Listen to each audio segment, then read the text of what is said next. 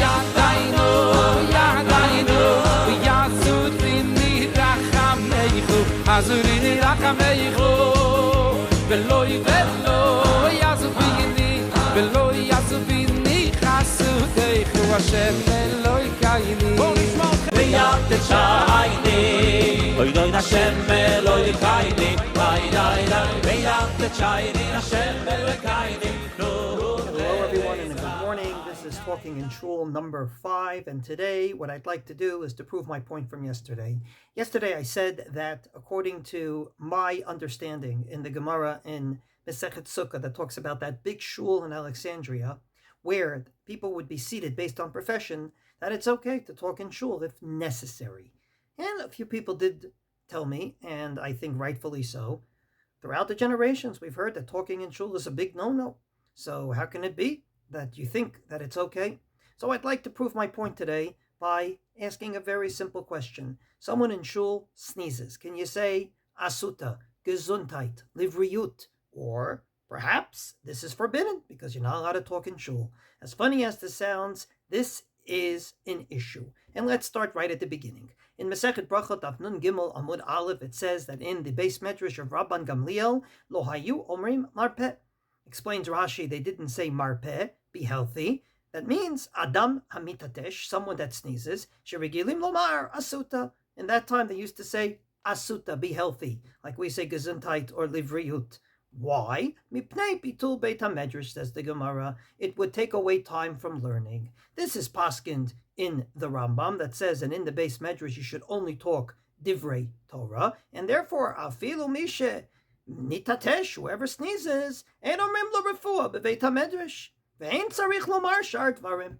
Base medrash is for learning Torah. You shouldn't even say Gezunheit, and obviously this includes not talking about other things.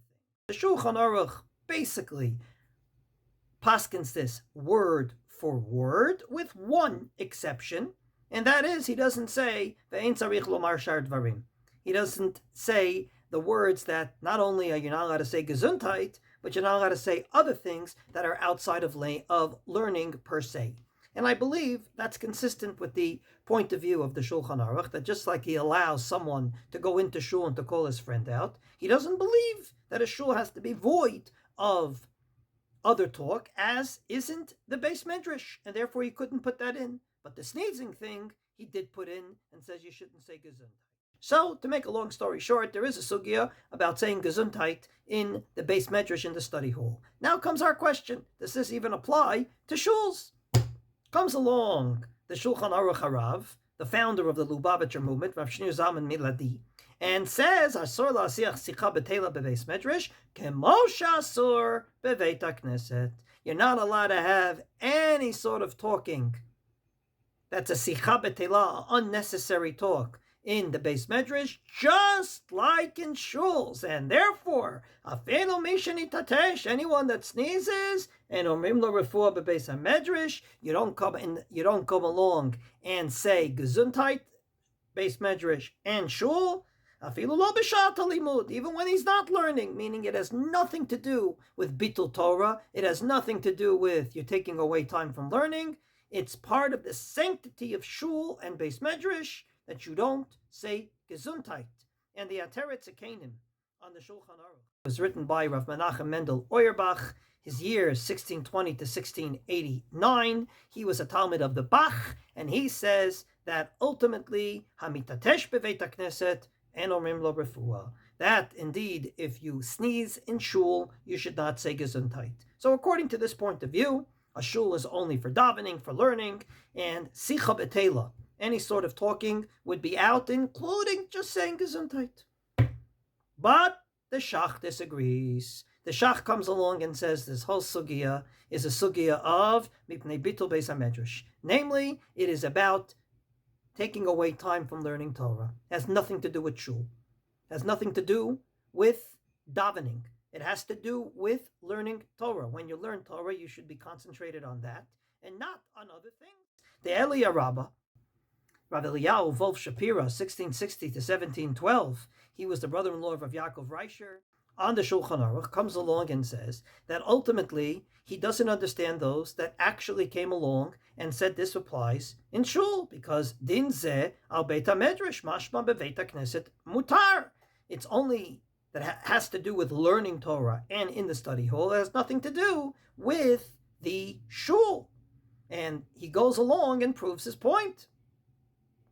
Where did the Shulchan Aruch bring this halacha? He didn't bring it in Hilchot Beit HaKnesset in the laws of shul. He didn't even bring it in Hilchot Tefillah in the laws of davening. He brought it in Yorei Deya in the laws of Talmud Torah. And therefore, it is a law that comes out of learning Torah. It's nothing to do with shul and the reason we go to shul, and that is to daven, and yes, sometimes to socialize. And thus, he says, since the whole source of this is Bitul Beit HaMedrash, as in the house of Rabban Gamliel, like we started this talk, therefore, Beit HaKnesset Milalan, it has nothing to do with shul.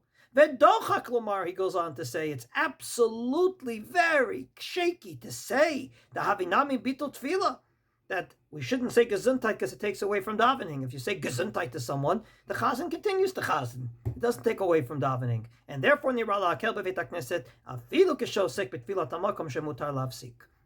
therefore he says it doesn't apply to shuls. So as you could see very clearly, this machlokes, can you talk in shul, actually comes all the way to, can you say Gezunheit in shul? And it seems like that whole idea is only in the base medrash, though there is a point of view that it also applies to shuls. So the same machlokas we saw about talking in shuls can apply to a simple Gezunheit. Some say it's only when you learn Torah because it takes away and defrays from learning Torah. Therefore, in shuls, when necessary, you are allowed to talk, including saying Gezunheit. And others say, no, you're not allowed to. So, as you could see, a live example that you're allowed to talk in shul when necessary, according to many poskim. And I'll just add one last thing to end, and that is that sometimes when you don't talk in shul, you offend people. There's a famous case in the Maharil that says that someone came and pushed the chazan away from the chazan stand for some reason. And obviously he says, Chatachet Gadol, and one of the things he says, Shekol Sheken Shezilzil B'chvod HaShechina. When you push a human being represents God. We have a Tzelem Elokim, we have a divine image. And therefore, you're actually mezalzel in that divine image. The Eliyah Rabbah. En lezalzel la'adam b'beit HaKnesset, b'pnei shemezalzel b'chvod HaShechina. A simple Gezunheit can, when no one goes along and says that when you sneeze, indeed might be a zilzal. And therefore, I end by saying, don't talk in shul for no reason. Talk when necessary. And one of the necessary things is not to hurt people's feelings. And indeed, a Gezunheit is in place, as is welcoming someone into shul that doesn't usually come, showing him a seat. All those things are necessary and I believe are allowed in shul, obviously in the places that the laws of davening don't.